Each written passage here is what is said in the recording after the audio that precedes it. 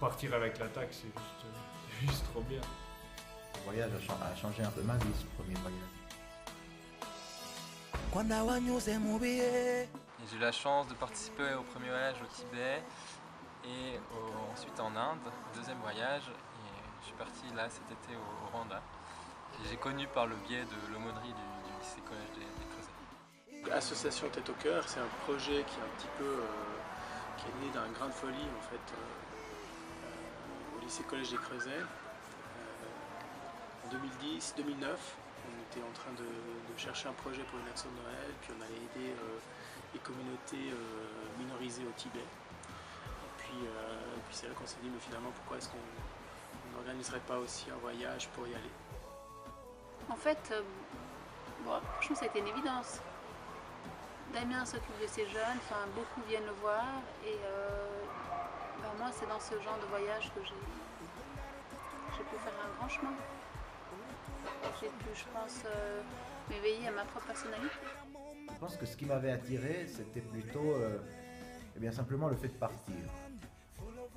Le fait de partir et puis l'aspiration à quelque chose de grand aussi.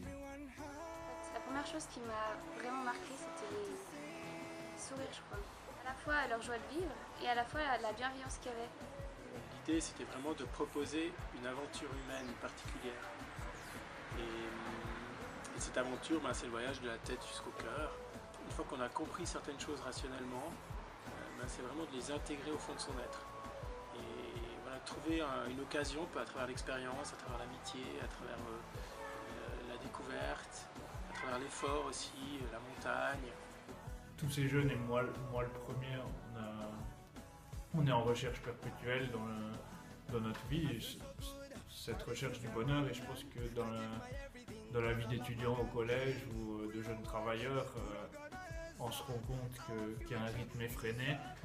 Au début, c'était vraiment vivre une expérience forte qui sorte du monde ordinaire. Pouvoir partir dans un autre endroit, et ça m'intéressait beaucoup de découvrir ces autres cultures. Le côté spirituel du voyage, qui est souvent pas proposé, et on fait plutôt des vacances détente, et je trouvais ça intéressant. Je me suis dit que ça pourrait beaucoup m'aider en fait à découvrir qui j'étais, à découvrir de nouvelles choses. Un petit moment de stop dans la vie d'étudiant ou dans la vie de travail où on dépose un attel, ordinateur et tout ça, et on est vraiment présent à l'autre. Et ça, je trouve que ça fait tellement du bien à l'intérieur de se ressourcer. Après, justement, cette association au collège, parce que c'est des petites choses, mais ça fait toujours plaisir qu'après tout le long de l'année, tu es à l'école et puis tu croises toujours ces gens avec qui tu es parti, et puis ça fait toujours plaisir. Tout le monde part au début parce qu'on veut faire de l'humanitaire, on veut voir un autre pays, on veut aller dans la montagne. Mais en réalité, il y a toujours des raisons plus profondes, sur lesquelles c'est difficile de mettre des mots pour eux aussi, en fait. Et lorsque ces choses apparaissent dans le voyage, c'est très beau, en fait. Il y a quelque chose de très beau qui se vit. J'avais toujours un nœud dans la gorge, quelque chose qui n'allait pas. J'étais joyeux, content, rien de quoi me plaindre, vraiment.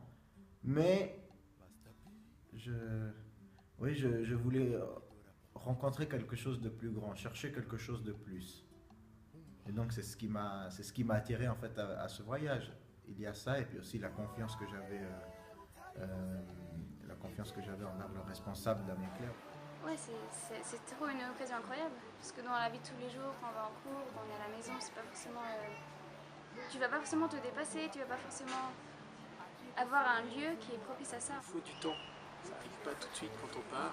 Il faut vivre des expériences ensemble, il faut se frotter les uns aux autres, il faut mûrir un peu dans des difficultés aussi. Il y a un moment que moi je trouve magique dans tous les voyages qu'on fait, c'est le point de rupture. C'est quand le jeune il atteint sa limite. Moi aussi d'ailleurs, je le vis aussi, je fais le voyage à la tête au cœur avec eux, j'atteins aussi ma limite. Et puis là c'est bien, parce qu'il y a quelque chose d'authentique qui sort, qui se manifeste. Et là on peut vivre enfin une expérience humaine vraie, il y a des vrais liens d'amitié, c'est pas artificiel. Le fruit principal pour moi, c'est l'amitié qui demeure et qui nous permet de continuer à grandir ensemble en fait ici en Suisse. quand on voit des jeunes qui reviennent avec, je sais pas comment il faut dire en fait, mais il y a un sourire sur le visage, il y a une lumière dans les yeux, il y a une simplicité dans la manière d'aborder les problèmes. Ouais. Bon, ben là pour moi, c'est bon, on a tout gagné. Je crois qu'ils sont chaque fois confrontés à la différence, à l'autre. Et puis, c'est ce questionnement de se dire qu'est-ce que j'emporte chez moi? Est-ce que je fais comme si ce voyage n'avait pas existé? Ou est-ce qu'il a existé? Qu'est-ce qui change dans ma vie? Peut-être j'ai pris plus de maturité qu'avant. Et j'ai réalisé que ça servait à rien de s'engueuler pour un rien. Et que si on parlait simplement, ça pouvait s'arranger les choses. Et je pense que ce voyage-là, je restais comme j'étais avant. J'ai moins de distance envers les autres. J'ai appris à plus m'ouvrir. Et même s'il y a un événement négatif qui se passe, moi je fais tout pour que ça s'arrange. Alors qu'avant, je me disais, mais pourquoi c'est moi qui ai fait les efforts et pas l'autre? Alors que là, je me dis, bon, si on est deux de faire des efforts, autant que je fasse moi. Et au moins, ça prouve que je tiens à cette personne. Nurare utarivuze voyage ukora ikosa